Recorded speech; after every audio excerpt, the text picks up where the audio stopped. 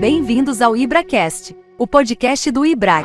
Olá, esse é mais um episódio do IBRAcast, o podcast do IBRAC. O IBRAC, o Instituto Brasileiro de Estudos da Concorrência, Consumo e Comércio Internacional, uma entidade privada sem fins lucrativos, criada em dezembro de 92 com o objetivo de promover a realização de pesquisas, estudos e debates sobre temas relacionados à defesa da concorrência, consumo e comércio internacional.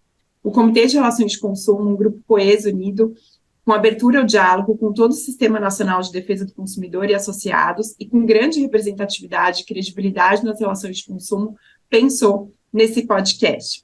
Habitualmente, debatemos os principais temas no âmbito do direito do consumidor, realizamos anualmente um seminário e nos dedicamos ao longo do ano na realização de cafés com autoridades, reuniões mensais com exposição de temas relevantes, lançamento do nosso livro anual, participação em consultas públicas, debates sobre projetos de leis, entre outras atividades.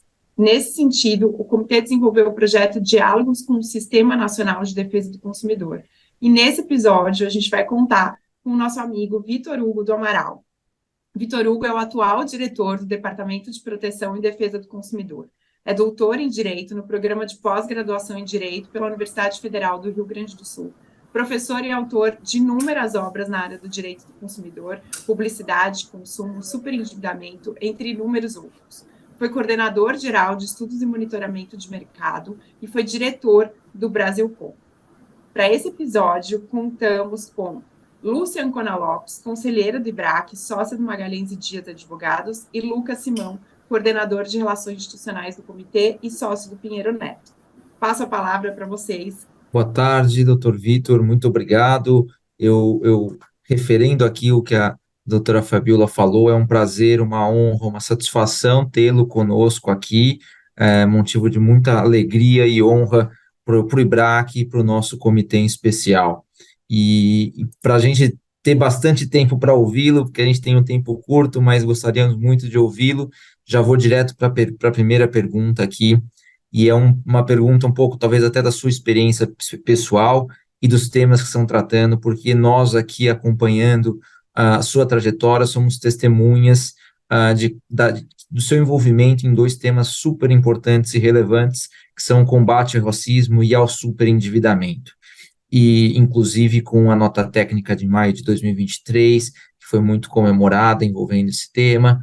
E nessa cadeira agora de diretor do Departamento de Defesa do Consumidor, que a primeira pergunta é justamente nesse sentido, assim, além do racismo, do superendividamento, a gente gostaria que você tratasse um pouco das medidas que estão sendo adotadas em relação a isso, quais são os grandes temas, ou seja, que mais está aí sendo analisado, o que a gente pode esperar aí de temas que vão ser objeto de enfrentamento pelo DPDC nesse próximo período.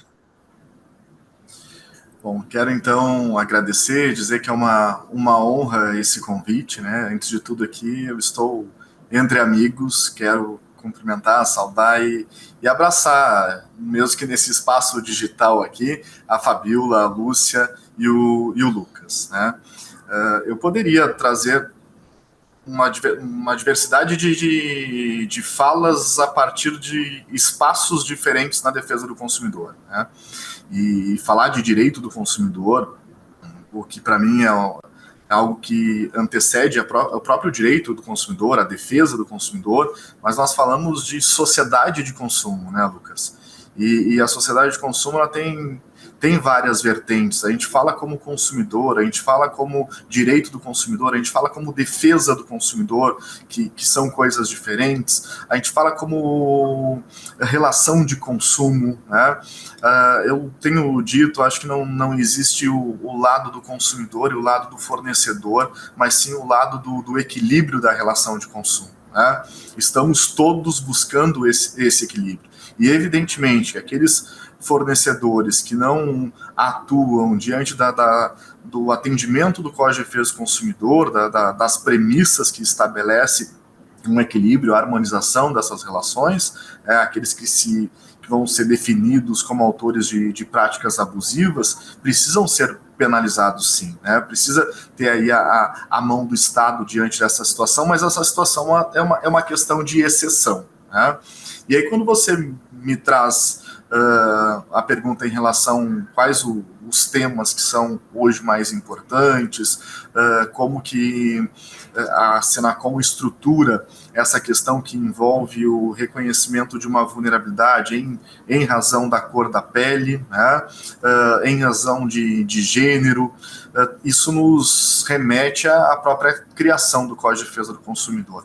Para falar de direito do consumidor, basicamente ou essencialmente, nós precisamos compreender a vulnerabilidade desse sujeito, né?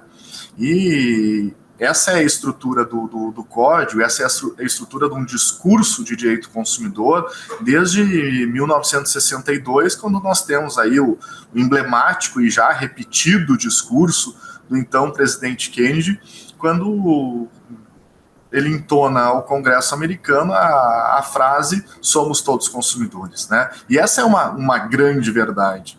Talvez isso seja o fator motivacional que consegue sensibilizar um Congresso para elaborar uma norma.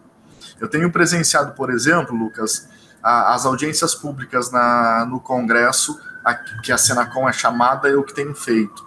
E eu vejo que toda vez quando se vai para uma audiência pública, em algum momento, os deputados, os senadores, o discurso deles é um discurso muito pessoal, porque além de se discutir uma pauta de direito do consumidor, são eles consumidores, né? Quando vai discutir, por exemplo, a questão do serviço de transporte aéreo, tem ali uma representação de consumidores, mas todos também são usuários do transporte aéreo e todos têm uma narrativa para apresentar, né? E aí, nesse reconhecimento de uma vulnerabilidade, eu tenho também, e aí acho que é um espaço interessante, como eu disse aqui, são várias as falas possíveis, né? Eu tenho uma raiz que é acadêmica, poderíamos fazer aqui discursos que são teóricos, né? Já fui diretor de PROCON por 6 anos, então sei o que é atender consumidor, sei o quanto é difícil atender consumidor, que tem a simples troca de um produto, ela não acontece, né? E agora tenho também, tive meu tempo de atuação agora licenciado, mas como advogado e advogando também para consumidores e também para fornecedores. E agora aqui na Senacom, a gente tem que entender que o sistema precisa ser organizado com uma política pública, né? E não só uma ação pública, mas uma política pública efetiva. E se o código existe em razão do reconhecimento de uma vulnerabilidade, certamente a vulnerabilidade de 30 anos atrás, ela não é mais a mesma. Então, quando nós falávamos do início de um Código de Defesa do Consumidor, nós tínhamos vulnerabilidades informacionais, por exemplo, que era a ausência de um prazo de validade num produto. Hoje nós falamos ainda de uma vulnerabilidade informacional, mas em outro contexto, a informação é o próprio consumidor. Quando contextualizamos num campo digital, as informações, as pegadas digitais que nós deixamos nos likes que são distribuídos em redes sociais, nas compras que fizemos no modo online. Então, nós conseguimos identificar um consumidor, tem questão de proteção de dados, e aí é um outro universo que faz com que surjam também novas vulnerabilidades. E vulnerabilidades que não são só novas, mas precisam ter um reconhecimento que antes não se tinha. E aí eu falo pontualmente da ideia de reconhecer que se somos todos consumidores e se somos consumidores, somos todos vulneráveis, alguns desses consumidores, Lucas, possuem vulnerabilidades que lhes são próprias, vulnerabilidades que lhes são específicas. Nós aqui somos 4, né? E nossas vulnerabilidades podem ser iguais, mas também podem ser diferentes, né? Então, nós, quando falamos, por exemplo, de um produto que é destinado, o mesmo produto, né, que é destinado para homens e para mulheres, mas porque ele tem uma destinação, porque ele foca ao público feminino e recebe o que se chama de taxa rosa, o produto direcionado para a Fabíola e para a Lúcia vai ser mais caro do que o produto direcionado para nós, né? Então essas questões, elas precisam ser, a vulnerabilidade, ela precisa ser revisitada, né?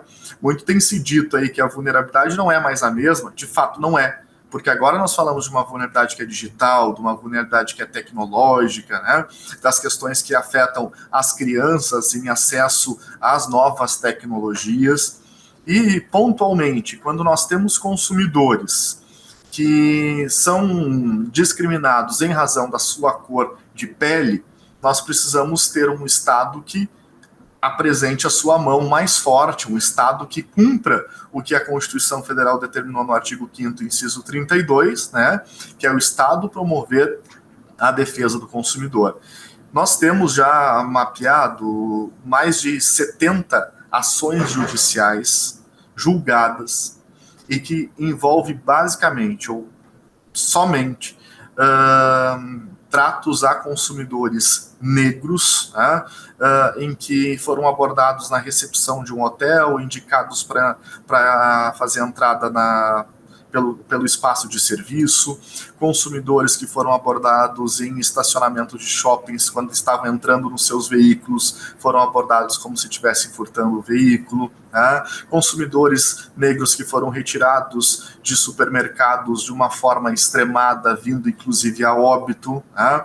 Nós temos um episódio que é recente, que foi inclusive o que motivou a redação da nota técnica que estabeleceu as diretrizes de enfrentamento ao racismo nas relações de consumo, que é o episódio que envolve uma companhia aérea e uma consumidora negra que ela teria sido retirada da aeronave porque ela gerava insegurança, essa foi a alegação, ela gerava insegurança para a tripulação, porque ela não acomodou a bagagem dela, né, que ia na frente do seu assento. Como era uma bagagem maior, foi pedido que ela despachasse, mas também era uma bagagem de material frágil e ali tinha o computador dela, era uma mochila. Né? E mesmo depois, Lucas, dessa consumidora já ter acomodado a sua bagagem no bagageiro da aeronave, porque um consumidor retirou a sua mochila para que ela colocasse a dela, ela foi retirada com intervenção, inclusive policial. E quando nós questionamos via Senacom qual era a insegurança que essa consumidora tinha gerado, eles não conseguem nos dizer qual foi a insegurança. Não tem um dispositivo, não tem um inciso, não tem uma razão além da insegurança alegada, mas não se diz que insegurança é essa. Né? Então, em razão disso, nós já tínhamos programado de fazer uma nota técnica com as diretrizes de enfrentamento ao racismo, que seria publicada agora, né, em razão da consciência negra. Mas nós publicamos no início do ano, ainda no primeiro semestre, em razão do caso que envolvia essa consumidora diante da companhia de transporte aéreo. E nós tivemos a semana passada um episódio aqui em Brasília em que uma consumidora também foi abordada no aeroporto, né? Uma consumidora negra, idosa, e em que a sua bolsa foi solicitado que a sua bolsa fosse aberta porque ela teria furtado em uma loja do aeroporto, né? O que não foi confirmado, e novamente aí nós nos deparamos com uma situação de racismo nas relações de consumo. O aeroporto foi notificado, foi indicado já, foi nos indicado qual é a loja que teve essa postura. Vamos encaminhar a notificação agora para a loja e exigir também esclarecimentos. Então tem uma diversidade de situações, é uma pauta bastante importante. Eu vejo que desde que nós publicamos a nota, são vários os escritórios que têm pedido informações sobre a nota. Nós temos já, tem cursos de mestrado que estão trabalhando a nota técnica, né? Então ela foi muito bem recebida. E outra nota técnica que é importante foi publicada, que foi a primeira dessa gestão, foi publicada em 8 de março de 2023, que é a nota técnica que estabelece a proteção das consumidoras, e envolve questão da mulher ser tratada como objeto em espaços publicitários, questão de diferenciação de preço, de acesso a espaços de consumo, de serviço. E essa nota técnica me orgulha muito, porque ela foi apresentada no último encontro da UNCTAD, e a ONU entendeu que essa nota técnica de proteção às consumidoras é uma política, uma prática positiva do Brasil em relação a direitos e evolução, avanço nos direitos que envolvem a questão de gênero. E aí foi replicado para os países membros da ONU que seguissem esse bom exemplo, essa boa prática da publicação da nota que nós fizemos. E a ideia é também, Lucas, para encerrar essa primeira parte, a ideia também que a gente possa fazer outras notas técnicas reconhecendo algumas vulnerabilidades que são específicas, como de idosos, crianças, né, consumidores com deficiência. Então, são situações que estão no nosso radar também. Antes de passar para a Lúcia, acho que só fazer um parênteses aqui, Vitor. Nós gravamos na semana passada com a Dione do Black Sisters in Law, que é uma advogada, né, que tem uma frente que fundou essa frente só com advogadas negras, e a gente debateu bastante a nota técnica. Então, acho que vale você, quando tiver um tempinho, ouvir, a gente menciona você, fala desse trabalho importante que você está fazendo do combate ao racismo, e acho que vale você ouvir também, divulgar e bater um papo com a Dione do Black Sisters in Law, que eu acho que ela pode ajudar bastante a Senacom nesse sentido. Desculpa, Lúcia, te interrompi, mas acho que valia aí essa consideração. Não, bem bacana e muito atual, né? Assim, parabenizar já pela sua gestão anterior, né, na coordenadoria e agora como diretor, Vitor, dizer do privilégio, da honra aqui para o IBRAC, você abrir sua agenda super concorrida nesse início de gestão, então a gente agradece demais e realmente um prestígio para todos aqui do IBRAC. E passando já então aqui para essa segunda pergunta, que é o grande desafio que eu acho que você também vai enfrentar na sua gestão, é um desafio, né, de décadas, mas que eu acho que todo mundo segue firme, é a questão da coordenação do sistema.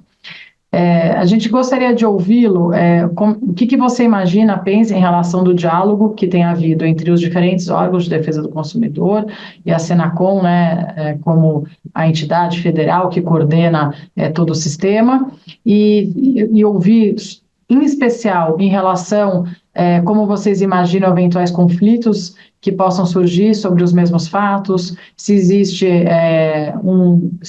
ou existirá um diálogo no sentido de havendo uma mesma prática investigada por diferentes autoridades de defesa do consumidor, em reuni-las num só processo, junto à Senacom, por exemplo, que é o tema de avocar eventuais processos que tenham sido iniciados por duas ou mais autoridades de defesa do consumidor.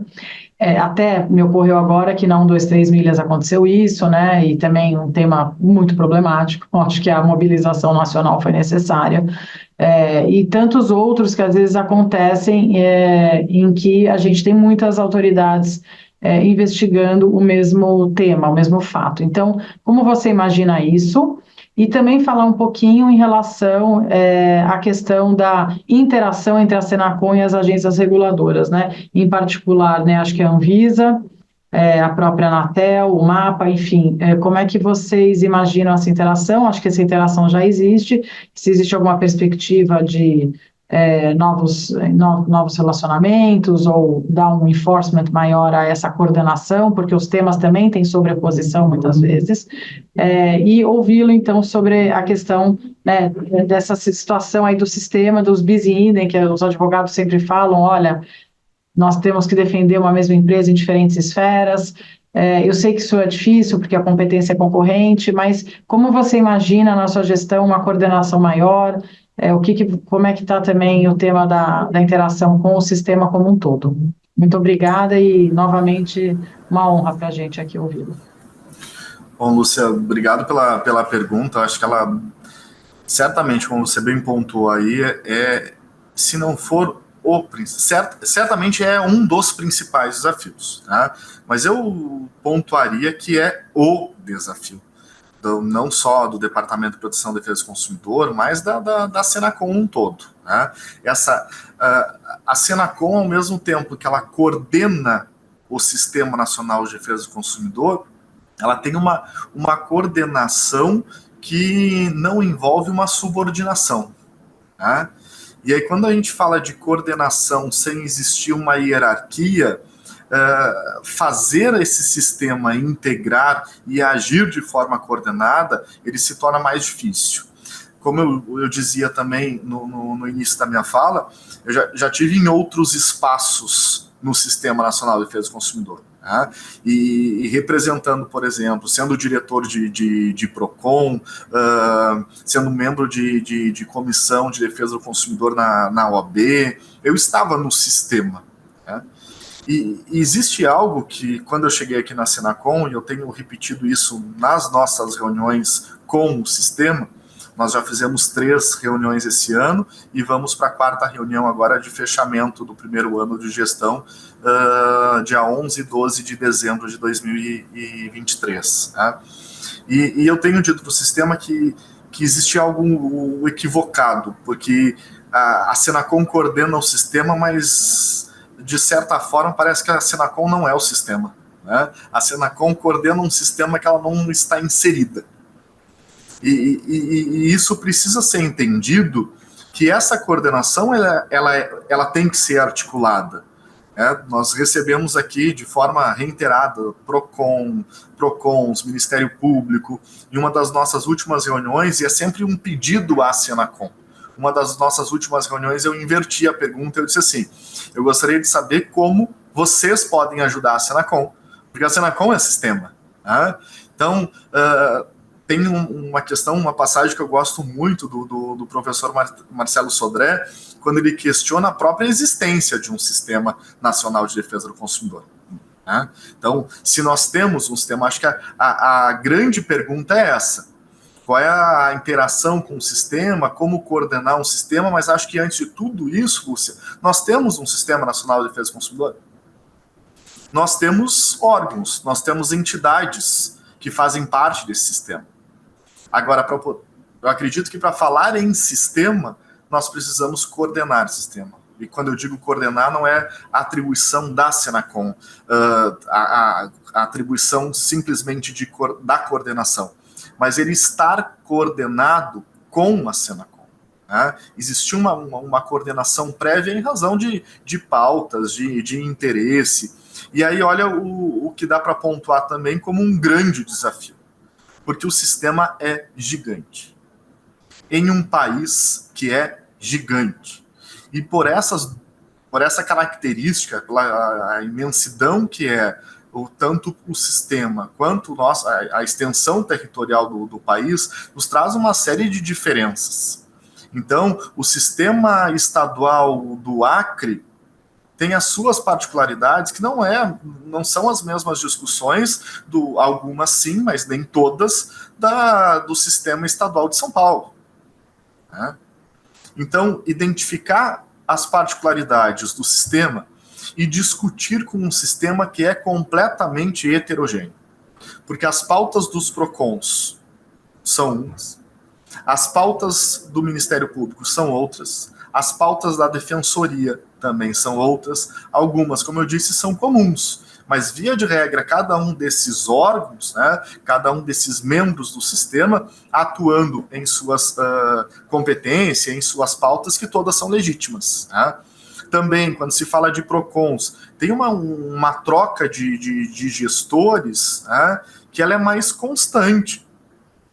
Então, tem uma troca de gestores ou em PROCONs estaduais ou em PROCONs municipais, que ela transita de acordo com as eleições, então tem sempre uma renovação daqueles membros que estão chegando, são mais de 900 PROCONs no país. Né? E então, um primeiro ponto, assim, uma tentativa, uma proposta de coordenação, a gente tem feito reuniões que são com o sistema num todo, mas também identificado que esse sistema precisa ser setorizado. Né? E aí as discussões que são do Ministério Público são pautadas com a Senacom como coordenando aquele microsistema. E aí a mesma forma com as demais órgãos, demais entidades. E dentro da questão das agências, Lúcia, veja que a gente não vai encontrar, né, ou não se define tão claramente as agências como membros de um Sistema Nacional de Defesa do Consumidor. Né? Muito tem se dito ao longo dos anos que as agências sustentam a defesa do mercado e que não se age de forma conjunta para a defesa do consumidor. Daí eu volto àquelas questões do início da minha fala. Nós temos aqui diversos espaços, né? É o do direito do consumidor, é o da sociedade de consumo, é o da defesa do consumidor e também da defesa da relação de consumo. Então, cada um dentro do seu papel, contribuindo para que a gente possa ter um equilíbrio e uma harmonização das relações de consumo. Nós temos, né, tentado, evoluído diante de algumas, né, nem tanto com outras, que é um diálogo mais avançado, mais próximo com as agências. E aí aqui eu quero também prestar minha homenagem, eu tenho dito isso toda vez que posso, a Anatel tem sido uma grande parceira. Tá? Nós não temos, eu acho que é uma questão de inteligência, porque toda vez que se fala de questões ligadas à ordem pública, a própria Senacom, é reiterada a fala que não existe capital humano, que os recursos são poucos, nós temos uma imensidão de processos, mas não temos tantos servidores quanto gostaríamos, né? Mas entender que a gente consegue. Se eu não tenho aqui uma equipe técnica especializada em serviço de telefonia, eu posso sim, eu devo fazer uma parceria com a Anatel, né? A Anatel tem que dar os subsídios para a Senacom para que a gente possa, por exemplo, dentro de uma coordenação geral de sanções, nós temos mais de 300 processos em tramitação. E esse número é um número exato, assim, mais de 300 processos que envolve só a questão de telemarketing. Né? Esses 300 processos, essa mesma pauta já discutida, já sancionada pela Anatel. Então a gente tem que fazer esse cruzamento, tem que saber a fundamentação que lá condenou ou que lá arquivou e cruzar essas informações para que a gente possa ou sancionar aqui ou também arquivar aqui. Né? Então, esse diálogo de sistema e ampliar o Sistema Nacional de Defesa do Consumidor, ele é pertinente, né? E eu vou dizer mais, ele não é só pertinente, oportuno, mas na atual situação ele é urgente, né? Precisa se estabelecer uma forma que o processo administrativo, criado para que fosse mais rápido, criado para que fosse mais efetivo, ele não se torne também uma filial, ele não se torne reflexo também da morosidade que a gente vai encontrar no Poder Judiciário. Né? Então, criando aqui, quase que fazendo um desabafo aqui, em algum momento a conversa vira uma terapia em grupo, e aí eu digo para você, assim, trouxe aqui dois dos principais desafios e problemas que nós enfrentamos aqui, né? É a coordenação, a organização do Sistema Nacional de Defesa do Consumidor, a ampliação do sistema e algo que de fato nos preocupa, assim, é sentir de fato a água subindo, né, e nos deixando ali quase em espaço de afogamento, que são os processos administrativos. E aí eu volto, essa integração, essa interação com outros espaços, né, como agências reguladoras, é essencial. E a questão de avocar, ela é mais do que necessária no meu entendimento, né? Porque é mostrar também uma unidade. Quando nós falamos, de novo, de sistema, se eu tenho a possibilidade de avocar processos, de avocar demandas, e quando eu digo avocar, não é tirar a competência daquele que tenha já discutido o assunto, mesmo de forma originária, ou que vários outros PROCONs, várias instituições, mas é integrar. Né? É ter, por exemplo, como a Lúcia falou, uma pauta que é um case de grande discussão, e talvez um dos maiores da história do país, que é 123 milhas, e entender que a Senacom, e eu sou muito humilde de dizer isso para vocês, a Senacom não consegue resolver sozinha a questão da 123 milhas. Tá?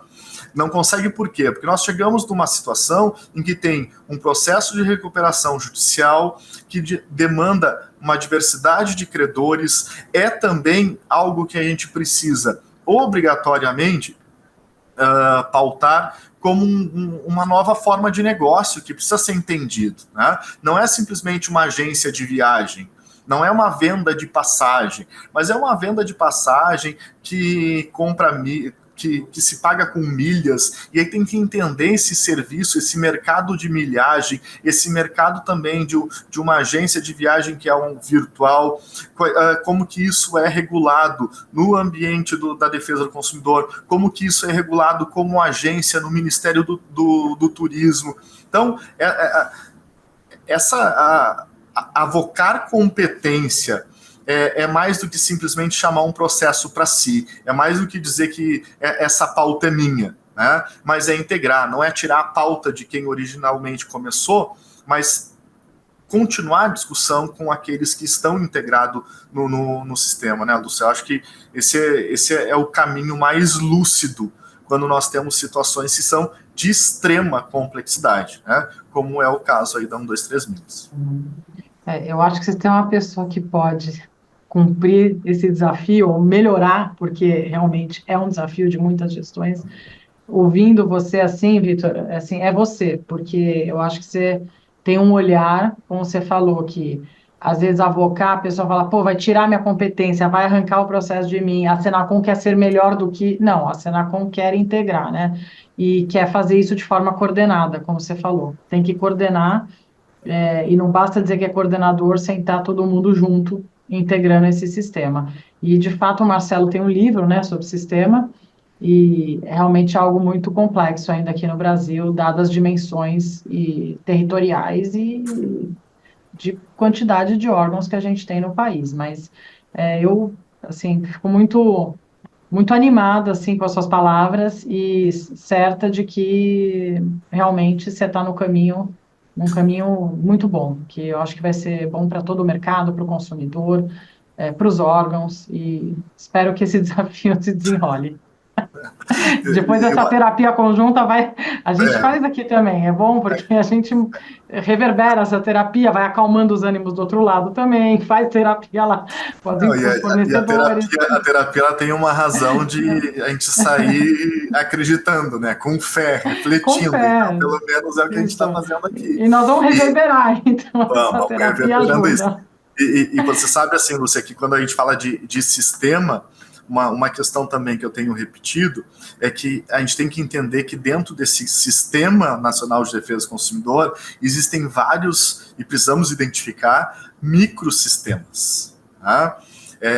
É um microsistema de defesa do consumidor que envolve a questão de alimentação. É um microsistema de defesa do consumidor que envolve a questão de publicidade. É um microsistema dentro desse macro sistema de defesa do consumidor, que envolve a questão do superendividamento. Tá? E aí, superendividamento daria várias outras subdivisões. Daí você vai falar de superendividamento como matéria de conciliação, como espaço administrativo, como espaço judicial, mínimo existencial, plano de pagamento, né? Envolvimento de vários outros setores, que era também uma pergunta, estava na pergunta do Lucas, né? Eu acabei não mencionando a questão do superendividamento, que é uma pauta prioritária aqui, prioritária e constante. E também, Lúcia, quando você fala do sistema, desde o que nós chegamos aqui em janeiro, estava comigo a pauta do que fazer com o Conselho Nacional de Defesa do Consumidor, né? Que ele foi criado para criar o Código de Defesa do Consumidor. Então o Conselho ele foi criado antes mesmo do Código, e ele tinha uma função, criar o Código de Defesa do Consumidor e ser extinto. E ele foi recriado. E a pergunta que eu tinha que responder para o secretário com a provocação do parecer era se mantém ou se extingue o Conselho Nacional de Defesa do Consumidor. Tá? Os primeiros 4 meses eu não sabia exatamente, e era algo que exigia um posicionamento, um estudo, não era dizer um sim ou um não. Tá? Os primeiros 4 meses nós entendíamos que ele tinha que ser extinto, e aí depois, justamente por compreender que o Conselho tem um papel importantíssimo no Sistema Nacional de Defesa do Consumidor, porque se você olhar a composição do Conselho, é uma composição heterogênea que tem representações do sistema. Né? Então, o Conselho hoje é algo essencial para criar essa coordenação do Sistema Nacional de Defesa do Consumidor. Então, nós optamos em manter o conselho vai ter a sua primeira reunião da atual gestão no dia 12 de dezembro, aqui em Brasília, e a pauta do conselho vamos nos reformar, né? Então, os conselheiros que estão no conselho terão a pauta de apresentar uma nova roupagem, uma nova estrutura para o conselho, né? Novas representações, como que o conselho pode ser mantido, mas com uma nova estrutura representativa. Muito bom. Inclusive, Excelente, no passado, nós nos colocamos à disposição do conselho para ingressar e a gente continua à disposição, tá, Vitor? O IBRAC continua à disposição. Eu não me recordo que houve naquela oportunidade, mas a gente reitera que a gente está à disposição para auxiliar. Ok, obrigado, Fabiola. E a ideia também do conselho, algo que já está consolidado, ele fazia uma previsão de um professor, de uma pessoa de notório saber jurídico, né? A gente entende que a gente não precisa ter uma figura de notório saber jurídico, mas que a gente pode ter vários convidados de notório saber em sua delimitação, né? Se a nossa pauta é publicidade, eu não tenho uma pessoa que entende de publicidade, que entende de alimento, que entende de cláusulas abusivas. Então, assim, eu chamo uma referência da publicidade. E aquela pessoa participa da reunião, participa daquele comitê, não como um membro efetivo do conselho, né? Então, ele é mais plural, ele aceita, né, e isso, dessa forma, colabora com mais pessoas, uma participação maior, mais efetiva e ativa de pessoas externas no Conselho. Doutor Vitor, acho que tocamos vários pontos super interessantes aqui, acho que as unanimidades são o aumento das complexidades, as novidades, as novas vulnerabilidades que você muito bem trouxe. E a próxima pergunta acho que toca esses temas, né? Que é a transformação do direito do consumidor e hoje a intersecção entre o direito das relações de consumo com o direito digital, os impactos da inteligência artificial. Nesse ano, o nosso Comitê de Relações de Consumo se debruçou sobre o tema. Nós publicamos um livro com coletânea de artigos justamente sobre essa intersecção entre as relações de consumo, impactos da inteligência artificial. E essa que é a próxima pergunta, então, que é para trazer mais ainda complexidade a todo esse debate, que é a intersecção entre o direito das relações de consumo, o direito digital e o que podemos esperar da Senacom na análise desses temas. Lucas, o bacana é que a gente tem que tentar mostrar aqui que as coisas elas se conversam, né? Quando muito se critica, esse discurso é meramente acadêmico, né? Ou esse discurso é somente da prática. Não, na verdade, o que se constrói na teoria, ele só se mostra como uma teoria válida quando ela é colocada em prática, porque a prática é o que coloca em xeque a teoria, né? E eu vou repetir aqui algo que eu já disse para a autora da teoria, que é a professora Cláudia Lima Marques, quando ela fala da teoria do diálogo das fontes, né? E depois depois que nós tivemos aí, depois da publicação da Lei Geral de Proteção de Dados, é óbvio que o diálogo das fontes ele já existia e já se materializava em vários outros diálogos, com o Código de Defesa do Consumidor, com o Código Civil, né? Mas a LGPD, ela veio como um instrumento para realmente efetivar o diálogo das fontes. Porque eu não consigo ver um outro espaço de tanta materialização quanto a relação de conversa, de diálogo do Código de Defesa do Consumidor com a LGPD. Né? Quando nós falamos de proteção de dados, a LGPD num universo maior, eu posso dizer aqui que nós temos dois grandes gargalos ou dois grandes espaços de produção, acúmulo de dados e, consequentemente, proteção e violação deles, né? Ou nós falamos de dados que são gerados em uma seara pública, ou nós falamos de dados que são gerados numa seara privada. E quando nós falamos de uma seara privada, esses dados eles são em um valor mínimo, em um percentual mínimo, que envolve dados de trabalhadores, mas o restante, a grande maioria, para não dizer quase que a totalidade de dados que são passíveis de violação e que geram, na verdade todos os dados são passíveis de violação, mas dados passíveis de violação com efeitos, nós vamos falar de relação de consumo, né? E aí, entender essa nova dinâmica, como você trouxe aqui, um novo entendimento do direito do consumidor, é compreender que ele tem que, obrigatoriamente, como nós falávamos antes, dialogar com outros setores, né? Falava da Anatel, por exemplo. A Anatel, obviamente, nós estamos falando de relação de consumo, mas quando nós falamos de proteção de dados, nós temos, e aí surgia no início, e ainda se fala de alguns dilemas, né, entre tem uma autoridade nacional para cuidar da questão de dados, né? Mas vejam que essa autoridade, ela é competente e ela tem a sua legitimidade em proteger dados. Mas quando esses dados protegidos ou que eventualmente sejam violados, são dados de consumidores, nós temos que agir de forma conjunta. A Senacom assinou recentemente um acordo de cooperação técnica entre Senacom e a NPD.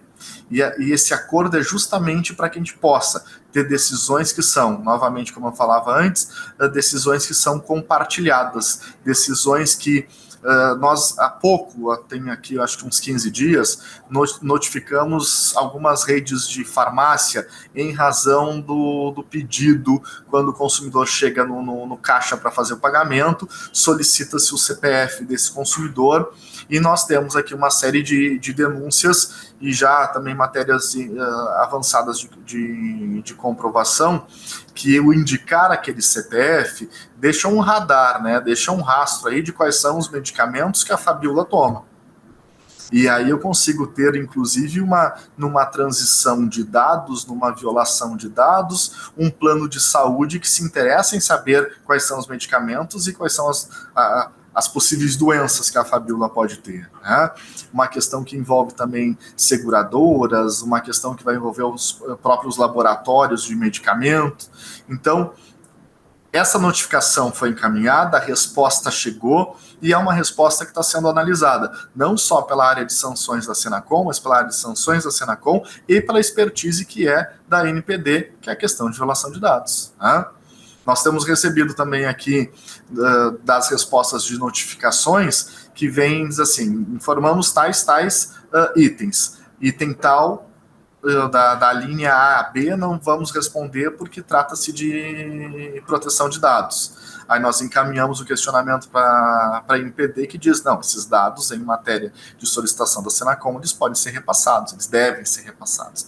Então, como você bem trouxe, nós temos aí uma nova roupagem, uma nova estrutura organizacional da sociedade de consumo, e se nós temos um código que é de 1990, esse código ele precisa, para ser efetivo, atender à sociedade em que ele se presta, né? Ele foi criado para uma sociedade de consumo de 30 anos atrás, e ele se mostra contemporâneo porque ele ainda serve para a sociedade de 30 anos depois. Só que esse código, para que ele possa de fato servir para essa sociedade, ele precisa interagir, ele precisa entender que o direito do consumidor não é mais o mesmo, porque a sociedade de consumo não é mais a mesma, né? E volto também às questões que eu falava antes. A própria compreensão de um espaço digital que faz com que nós tenhamos um desdobramento de entender que estamos diante de uma vulnerabilidade que é digital, de uma vulnerabilidade que é tecnológica, e friso toda vez que posso, falar de vulnerabilidade digital e falar de vulnerabilidade tecnológica não é a mesma coisa. Porque vulnerabilidade digital, o sujeito está em acesso ao espaço digital, mas ele não domina, ou ele mesmo dominando, ele não tem uma compreensão exata, ou ainda que tenha uma compreensão exata, nós estamos vulneráveis diante de todos os dados que deixamos naquela rede, naquele espaço digital. E quando eu falo de vulnerabilidade tecnológica, Lucas, ela antecede, inclusive, o acesso. Porque é um consumidor que nem acessa ao mundo digital. Ou o acesso que ele tem é um acesso limitado, é um acesso reduzido, é um acesso precário, né? Então, esse é o diálogo de um novo direito do consumidor que envolve uma nova ordem de serviços, uma nova ordem de produtos, né? Nós temos, e vou dizer mais, envolve uma nova ordem de uma teoria geral do direito. Nós vamos muito além do direito do consumidor, né? Nós todos aqui estudamos os elementos de validade de um negócio jurídico, e lá no artigo 104 do Código Civil nós temos, né, que entre os elementos de validade, um sujeito capaz. E um sujeito capaz que seja um sujeito humano capaz de exteriorizar as suas vontades. E hoje nós assinamos, Lucas, confirmamos contratos, renovamos contratos, alteramos contratos, e do outro lado, esse contrato em tese seria inválido, né? Porque do outro lado, eu não tenho, não é nem uma questão de capacidade.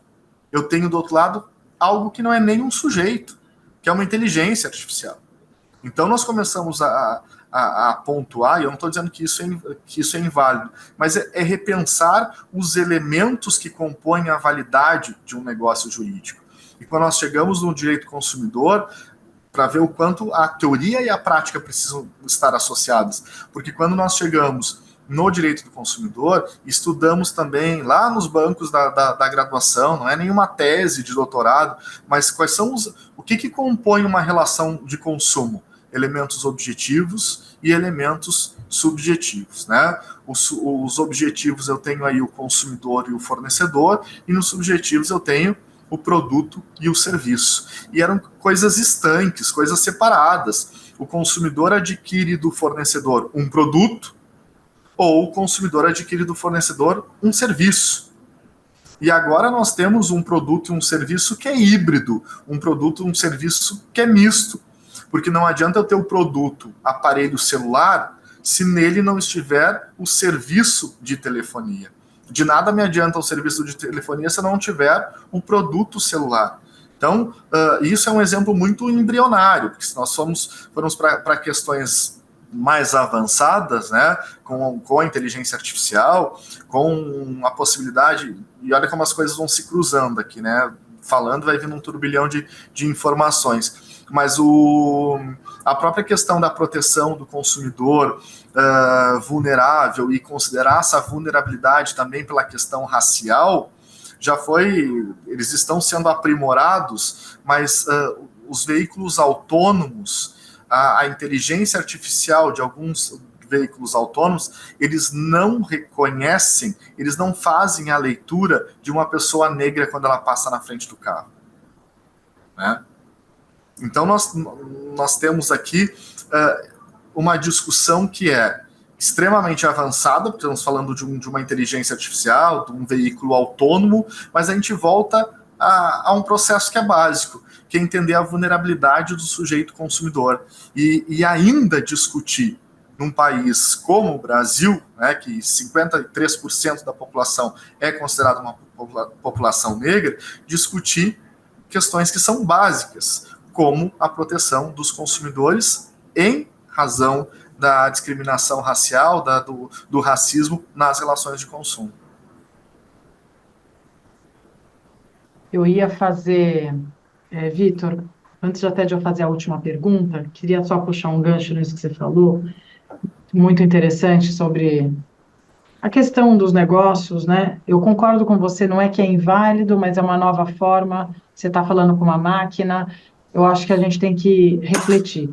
E aí, dentro da minha área aqui de especialidade, que é o tema da publicidade, que você sabe, eu estava aqui estudando para atualizar o livro e surgiu uma coisa que me chamou muito a atenção, uma matéria de uma influenciadora criada pela inteligência artificial, até puxei a matéria aqui, ela já tem 120 mil seguidores, ela é uma pessoa que parece ser de carne e osso e ela, enfim, ela inclusive faz publicidade para empresas, ela se autodeclara como fitness, isso e aquilo, e os consumidores já estão seguindo, e muitos deles dizendo, eu duvido, assim, achando que era um ser humano, que era uma pessoa realmente. Fica uma questão mesmo, o quanto isso está claro ou não está claro, que é uma máquina, sim, e se for uma máquina, quais são os limites dessa interação, e tudo bem, ou a gente tem que deixar, a máquina vai ter que seguir as mesmas regras, né, de um ser humano, cá entre nós, então, as regras todas as regras, né, para anunciar, todas as regras éticas, todas as regras de probidade, enfim. Então, é uma questão muito complicada, e aqui até dizia, né, essa modelo, né, Aitana, batizada, né, de Aitana, figura de cabelos rosas, uma criação de uma agência espanhola e conta com milhares de seguidores, né, fitness, amante do cosplay, atividade, enfim. Em resumo, aí diz, e aqui dizia, influenciadora de inteligência que engana seguidores, né? Os quais diziam, adoro o amor em seus olhos. Os olhos são fakes, né? Assim, é complicado. É muito interessante esse tema, assim, eu não sei o quanto... É muito louco, né, Lúcia? Assim, é surreal a gente imaginar que o sujeito, pegando a tua fala, que o mesmo sujeito que diz adoro o amor nos teus olhos, né? Não tem sentimento mais Não tem. humano do que o amor. Mas daí a gente está falando ali de enxergar amor em algo que não é humano, né? Então, muito complicado. na verdade, é um processo de reconceituar várias questões, os nossos papéis, né? Eu gosto muito de um questionamento que envolve assim, nós estamos é a humanização das coisas ou é a coisificação do humano? Né? Quando você pensa que a inteligência artificial ela está ali, o personagem está ali para ser tudo aquilo que nós, como humanos, não somos. Né? Nós não estamos todos os dias de bom humor, não se faz feliz todo dia, nem todo dia é bom. Então, mais aquele robô, aquela inteligência artificial, ela vai estar sempre feliz. Né? Mas se você reparar, a gente já vive muito disso, basta olhar o nosso comportamento, eu brinco que é uma grande esquizofrenia coletiva, né? Quando a gente repara e observa, por exemplo, uma rede social. A rede social, e aí quando busca a teorização disso, que virou até mais básico, porque todo mundo acaba citando e mencionando de alguma forma, mas o Bauman já dizia, né, que as pessoas se tornaram a mercadoria. Elas não escolhem mais os produtos, mas os produtos que as escolhem. Se você achar que nós somos sujeitos racionais e na nossa racionalidade nós ficamos horas numa fila para se cadastrar para o lançamento de um telefone, eu quero ser o primeiro a ter aquele telefone, que não vai mudar muita coisa, né? Do telefone que eu tenho agora, o telefone que eu vou ter depois. Pensar que, se você observar o comportamento humano nas redes sociais, é uma grande vitrine. Tá? Então, é o sujeito consumidor, mas só que ele precisa se mostrar como um objeto. Então, ele tem que ser feliz, ele tem que ser bonito. Nós entramos num paradigma que é muito louco, que é de pessoas que compram seguidores, que compram curtidas. Isso realmente é patológico já, né? É patológico, porque é uma ilusão. Tudo bem, eu quero criar um personagem para os outros, mas antes de tudo, eu estou mentindo para mim. Tá? Então, é a necessidade e aí dentro das questões de vulnerabilidade, que eu acho que é um ponto de avanço constante, de entender essa questão de vulnerabilidade psíquica, cognitiva, comportamental, porque é a forma como estamos nos comportando. Né? Inclusive aqueles chats, né, de relacionamento em que você acha que está falando com uma pessoa e não é uma pessoa, e você... Enfim, tem relatos disso, né? Marca o encontro não tem, a pessoa é uma máquina. Isso é muito complicado. A questão da informação, talvez, em relação a tudo isso também. Acho que são os deveres informacionais, eles já existem, então, no código, eles têm que ser realmente reanalisados à luz dessa vulnerabilidade digital. é bem complexo. Mas a gente poderia ficar horas falando disso aqui, porque é um tema, inclusive, que dá muita terapia coletiva, até para a gente, né, olhar tudo isso e falar, putz, será que não estou me intoxicando demais com essas redes Exato, sociais? por aí. Eu acho que aqui é assim, é até uma autoajuda para a gente olhar e falar, nossa, realmente, quanta perda de tempo com algumas coisas, né? Aí você Mas, passa a adquirir um senso mais crítico, né? Falando, sim, eu muitas vezes assim, vou publicar uma foto, edito ela, mudo a cor, vai ali, e na hora que vou publicar, para quê, né? Para quem? Por quê? E vou deixar de lado. Então, esse questionamento do que estamos fazendo e por que estamos aqui agindo dessa forma, acho que é algo que ultrapassa não só o direito consumidor, sim, com mas certeza. entender o ser humano no modo geral. Né? Bom, e aí já indo para o fim, né, para a gente não estourar nosso tempo, eu queria ouvi-lo sobre a questão realmente dos acordos consensuais do TAC, né, do famoso termo de ajustamento de conduta. Tem a portaria 34/2021, que gerou, inclusive, né, algumas discussões, polêmicas, mas a gente até estava aqui, o comitê, na dúvida, estava em vigor, não estava em vigor, ela está em vigor. E qual é o entendimento, como é que, enfim, a Senacom está vendo? Faz tempo que a Senacom não evolui em táxi também, teve a portaria, mas acho que nenhum táxi saiu, ou muito poucos, né? Então, a gente queria ouvi-lo dessa gestão, se tem propensão aos acordos, se serão feitos com base na portaria, ou se existe perspectiva de rever a portaria. A portaria trouxe alguns critérios de que não pode ter táxi sem contribuição, tem alguns critérios, às vezes até meio impeditivos. Depois, numa segunda instância, já não poderia. Então, assim, primeiro, se tem essa intenção de seguir com a perspectiva de acordo, se os critérios por hora seguirão os da portaria 34, ou se existe perspectiva também de rever essa portaria, ou como é que vocês estão vendo o tema? Lúcia, na verdade, a portaria, por hora, ela nos atende. Tá. Ela está em vigor. Já foi feita essa análise aí, sim, internamente. ela está em vigência. Nós temos sugestões de alteração na portaria, mas não são alterações significativas no que ela já se demonstra, no que ela já apresenta. Porque, só um parênteses, Vitor, ela trouxe a questão do conselho, não lembro se é conselho esse o termo, de negociar o acordo. Comissão. Como é que é o nome? Comissão. E da minha experiência, eu não, enfim, a comissão não evoluiu, a comissão ficou travada. A comissão, como é que está isso, então? Vamos lá, ela atende, vai permanecer o tema da comissão.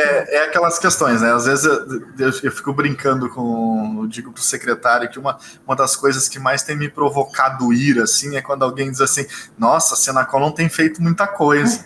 E aí dá vontade de dizer assim, você quer passar uma semana de mão dada comigo? Eu te levo em todos os lugares que eu vou, você vê todos os processos que são abertos, a diversidade de temas que a Senacom tem que falar, a gente tem que trocar o chip de publicidade, partir para o chip digital, a gente troca o tempo inteiro de temas que é tudo sociedade de consumo, né? Vai de uma audiência pública de transporte aéreo, sai de lá, discute a questão de publicidade, discute questões depois de milhagem, então é um mundo de vários temas. E a última vez que eu ouvi isso, desculpa te interromper, mas a última vez que eu estava com você presencial, que eu ouvi isso, questionando, aí você ficou bem nervoso, eu sou prova disso. Não, você está fazendo nada. A própria questão do... você estava do meu lado, é verdade. Agora lembrei exatamente o fato, né, Fabiola? E foi bom porque eu tive a oportunidade de responder assim, você não está... Não é que a Senacom não esteja fazendo nada, é que você não sabe o que a Senacom está fazendo. Senta aí que eu vou te explicar, né? Então, eu sou uma pessoa que eu raramente tenho dor de cabeça. A Senacom me fez... No período da 1, 2, 3 milhas, ter pressão alta, de hospital. Né? Então, assim, a pauta é realmente muito forte, muito constante, assim. Mas ampla, né? Ampla. E diversificada, né? Então, quando a gente acha que, sem falar que você elenca algumas prioridades, e no meio daquela prioridade surge uma nova prioridade que é mais prioritária que aquela que você estava conduzindo. Mas, Lúcia, essa pergunta é ótima, porque dá a oportunidade de falar de algo que não se divulga tanto, né? Que é, sim, a intenção da Senacom dialogar com com os processos que temos em ações de TAC, né? Com acordos, com termos de ajustamento de conduta. E a comissão, ela evoluiu, a comissão ela está nomeada, ela está constituída, a comissão está trabalhando. Nós temos, na semana passada, nós recebemos 2 pedidos de TAC diante de pedidos que já tínhamos, né? Existe sim uma intenção, uma boa vontade, uma disposição do secretário Adi Damus a ordem é essa, né? Precisamos estabelecer o compromisso dos fornecedores, as práticas abusivas que tenham sido identificadas, e esse compromisso às vezes tem um resultado muito mais efetivo por meio de uma negociação de um termo de ajustamento de conduta. Quando se fala de Big Techs, quando se fala de plataformas digitais, e a justificativa deles é sempre, a gente pode fazer isso pela ausência de regulação, né? Mas se existe uma ausência de regulação e se quer conduzir uma autorregulação, a gente pode começar a traçar elementos de uma autorregulação via TAC também, né? Via compromissos, não só com empresas específicas, mas o compromisso de um TAC,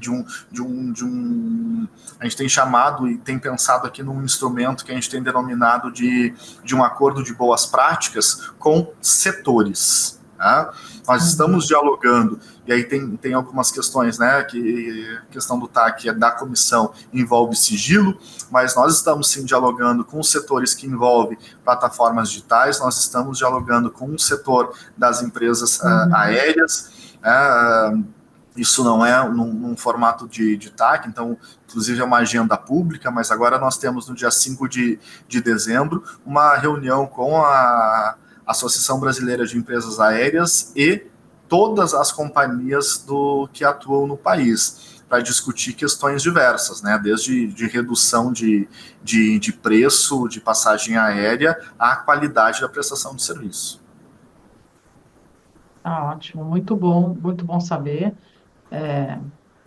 que a comissão está formada, que eventuais acordos podem evoluir, e do nosso lado, acho que, né, passar a palavra para a Fabíola foi ela está formada, Lúcia, só me permite um parênteses, ela está formada e trabalhando, né, porque não adianta só a comissão Exato. Ontem mesmo, aqui na minha sala, a gente teve uma reunião da comissão. Né? Legal, que bom, muito bom. Bom, obrigada, Vitor Hugo, foi um prazer, né, foi um bate-papo, como você colocou aqui, uma roda com ideias, com perspectivas, né? Acredito que 2024 também já existam vários temas para debate, além desses que a gente está falando, que surgirão certamente novos temas críticos, né? Além de propósitos, né? Frentes que a Senacom se propõe a estudar, a evoluir. Então, eu reitero aqui a parceria do IBRAC com a Senacom, a gente continua à disposição de vocês para os temas, para os debates, para enriquecer o tema do equilíbrio da relação de consumo, como você colocou no início da sua fala, né? Agradeço, Lúcia e Lucas, por conduzirem aqui o podcast. Então, a gente contou com você no nosso seminário, né, Vitor, de inteligência artificial, a gente espera continuar contando, e agradece imensamente a sua participação nessa agenda tão apertada de final de ano. Bom, eu que agradeço aí, Fabíola, né, o carinho de sempre, agradeço o convite, né, como eu dizia no início, uma conversa entre amigos, e o direito do consumidor, ele é apaixonante, né, e quando se fala em direito do consumidor, eu digo sempre isso, eu peço desculpas, hoje eu não fiz isso no início, mas eu sempre peço desculpas àqueles que me escutam, porque a minha fala é de um apaixonado, e como todo apaixonado, a gente perde um pouco a razão, né, e fica muito mais com a emoção. Então, o meu grande desafio é equilibrar essa razão e emoção constante aí num universo que, para mim, é a minha vida, né? É onde, como nós anunciávamos aqui no início, os meus estudos são de direito consumidor, a minha advocacia é de direito consumidor, meu trabalho é de direito consumidor, né? Os livros que escrevi, os textos que leio, em regra, são de direito consumidor, né? Salvo as férias que a gente tenta fazer qualquer coisa que não seja isso, mas estamos nas férias sendo consumidores. Então é uma fala de um apaixonado aqui, algo que eu gosto muito de fazer. E estar na Senacom, depois de ter recebido esse terceiro convite, e esse terceiro eu não deixei passar, e estou muito feliz aqui com a oportunidade de alguma forma poder contribuir. E não consigo contribuir sozinho, né? Tenho o IBRAC também como um parceiro, o Senacom está à disposição de vocês, né? E eu da mesma forma. Muito obrado. Obrigado, Nós que Vitor Hugo, agradecemos, foi ótimo, Vitor. Boa essa terapia, viu? Sair daqui leve. Bate-papo muito bom, olha, muito bom te ver. Agradeço, obrigado. Super beijo para todos. Beijão. Tchau, tchau.